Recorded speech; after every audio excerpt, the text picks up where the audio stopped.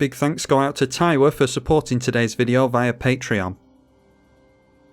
Urza Chief Artificer versus Kami, Rocco and Morophon.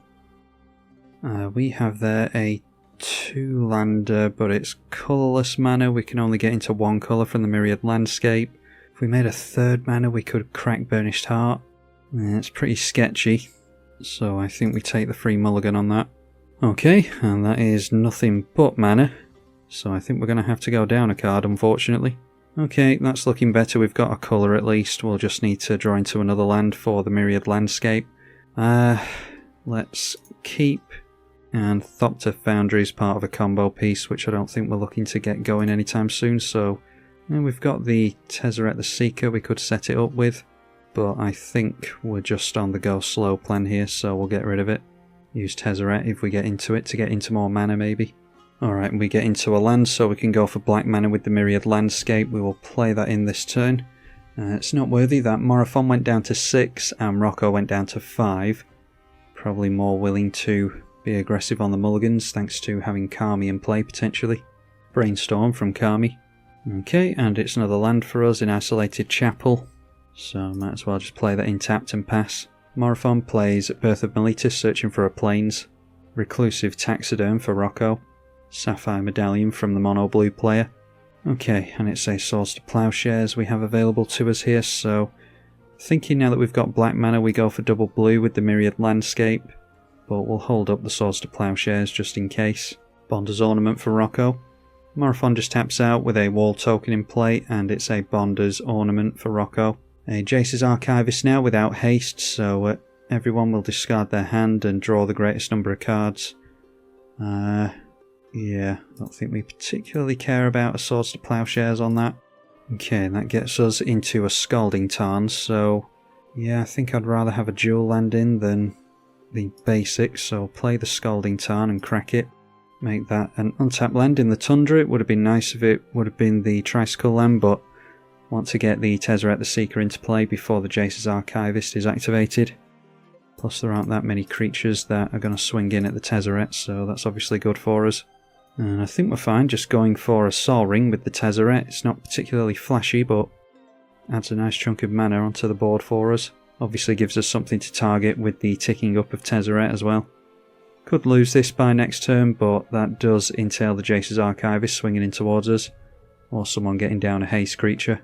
Smothering Tithe from our opponent will probably eat a Void Rend, especially if our opponent's looking to go for the Jace's Archivist. Mind Stone for the Naya player, not swinging in at the Tezzeret, instead deciding to activate the Bonder's Ornament, and that will draw them up to a 3rd card in hand. That triggers the Smothering Tithe, so 2 treasure tokens over here now. 6 cards in the Kami player's hand now, so we want to draw the maximum number of cards, then Jace's Archivist being activated now would make sense. Instead it is a Preordained. They did pay into the Smothering Tithe there, so they're going to have to make a treasure here regardless. Could always drop a 4th land on turn 4 and activate the Jace's Archivist though. Playing Reliquary Tower, so can't activate the Archivist. Okay, and then the mono blue player scoop in because it's Magic Online. So in that case we draw into Research Thief. Yeah, I think we'll just let them have a treasure token there because we're probably going to go Void Rend anyway. So we'll minus down the Tezzeret and grab ourselves a Mana Crypt here. So 0 being activated with the Tezzeret, leaving the Planeswalker at 3 loyalty. Get down Mana Crypt. Plenty of lands that we can grab as well. And then we go for the Wormcoil Engine, which is obviously a good blocker for our commander, as well as knocking down the cost of our commander quite a bit. Play the Plains so we can still hold up the Swords to Plowshares, and Void Rend now onto the Smothering Tithe is good. That can't be countered, so we're not particularly worried about the treasure tokens that they've got. Now we might see what tribe Morophon's going after. It is an Eldrazi deck, so Kindred Discovery on Eldrazi. They've got 4 mana held up. So who do we go after first? Is it the Eldrazi player with 4 cards in hand, or what is likely a combo player in Rocco? Looks like Rocco's being cast here because our opponent's tapping down a bunch of mana. Okay, instead it is a Purple Worm, just an 8/7 with Ward 2. Alright, so going to make an artifact land here, an indestructible one, so just throw that out. and tap down our rocks, untap them with the Tezzeret, and we can go for the Vedalken Archmage here and probably get down the commander as well. If I've got enough mana, I'll play the Research Thief in response to Wormcoil Engine hitting someone. So yeah, looks like we've got exactly enough for the Research Thief. Don't have enough to hold up Swords to Plowshares, unfortunately, which might be relevant against some combos that someone could do, but I think it's a little bit early to be worrying about that, so let's swing in with our now Menace Wormcoil Engine. We will draw a card to the Vedalken Archmage as well, once we play the Research Thief, so swing in at the Eldrazi player, trying to block, but that does have Menace. So once blocks are declared, we'll play out the Research Thief, which cantrips with the Vedalken Archmage, and draws us into an Urborg Tomb of Yawgmoth. And once we hit our opponent, triggers the Research Thief, and there we see a Felwar Stone, so yep, just pass the turn at that. At the end of the turn with Urza we get a Construct, so that is a 6/6 with Menace at the moment. Kenrith's Transformation onto the Urza Chief Artificer. Hopefully should be able to get rid of this thing easily enough.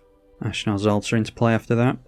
That's funny, the first one to cast an Eldrazi is the non-Eldrazi player, and Oblivion Sower from the Rocco player, and targeting us with Oblivion Sower. So with that hitting an island and an Inventor's Fair, getting rid of a Brilliant Restoration and an Anguished Unmaking. Could have put that on the Kenrith's Transformation obviously. Okay, drawing into another land, so we can play out the Felwar Stone here and see what we draw with the Vedalken Archmage. Might be that I just go for the Ashnod's Altar with the Tezzeret to unlock the Urza again, because if we can give Menace to our artifacts again, then we can hit this player and draw more cards with the Research Thief. Just drawing into a Seat of the Synod though. So in that case I'll minus down the Tezzeret for 3 here, and we'll grab ourselves the Ashnod's Altar. Then with Ashnod's Altar in play we can sacrifice our commander, and that will mean that our commander, the tax is immediately paid for from the Ashnod's Altar, and we can just pay the Esper mana, get our Urza straight back into play, ready to make constructs again. The construct is an 8/8 at the moment, about to get Menace. And then we'll get down the Seat of the Synod, I think is okay, because that will make that thing even bigger, so now a 9/9. And we'll take these in at the Eldrazi player before we start seeing Eldrazi. They do have enough mana to start casting them, so we need to be dealing with this player before we see them. Windswept Heath being cracked in response. If they've got a Swords to Plowshares or anything, we can obviously go Ashnod's Altar in response. Managing to hit though, so the Research Thief is going to trigger 3 times. Draws us into a Painful Truths, a Sword of the Animist, and a Smothering Tide, the card that everyone was complaining about more than anyone's ever complained about Smothering Tide. I've had this in play a million times on the channel and no one's ever worried about it, and then as soon as we got it into play and buffed our constructs with it during the first video that Urza was in play and on the channel, everyone was really worried about Smothering Tide for some reason. Well, we're about to do some stuff with it this game as well, play out the Smothering Tithe, and we might as well play the Sword of the Animist as well. I'll pretend to hold up Counter Magic, but it's really a Swords to Plowshares. That drew us into a Mycosynth Golem, so I'm hoping my opponents don't start scooping here because it's just starting to get interesting. There's a Chief Artificer triggers at the end of the turn and makes what will be an 11/11. Morophon the Boundless into play now. Can't afford the 5 colours on it, but they do get to cantrip with the Kindred Discovery. So might have to go for, if we can keep the Menace, we can actually go Swords to Plowshares onto the Wall token and then take out our opponent next turn most likely. Maybe we don't need to waste a Swords to Plowshares on that. If we just turn a couple of these in sideways, they double block on one, take a big hit from the other, as well as a Worm Coil. That should be enough to take them out. Now cracking treasure tokens as well. And we see a Walking Ballista, which is no doubt part of a combo. X is 1 on that. So simply just trying to get blockers in the way. Well, we've got 2 Eldrazi players, only seeing Eldrazi from one of them though, the Pathraiser Ulamog for the Rocco, or Rocco, whatever it's called. We'll have plenty of treasure tokens to sacrifice to the Pathraiser, and we're gaining life from the Worm Coil as well, so should be able to take this player out before we start on the 1v1 with the Naya player. And now the 8/7 was going to swing in towards us, but there's a 14/14 in the way. Okay, one is going in at the Tezzeret, and then the other is swinging in towards us, so we'll just block and kill off the Oblivion Sower. Noteworthy that if we were desperate here, we could sacrifice to the Ashnod's Altar the Worm Coil Engine and put a Death Toucher in the way, but not too worried about that here. So we'll protect the Tezzeret and take 8 points of damage. Okay, we draw into Bronze Guardian, which our opponents are tapped out, so I'm not too worried about playing that at the moment. We'll play the Painful Truths first of all. Make sure to put 3 different colours into it. So that is draw 3 and lose 3. Okay, gets us into more lands, artifact lands and a Wayfarer's Bauble. We'll just equip the Sword of the Animist onto our lifelinker so that we can gain more life.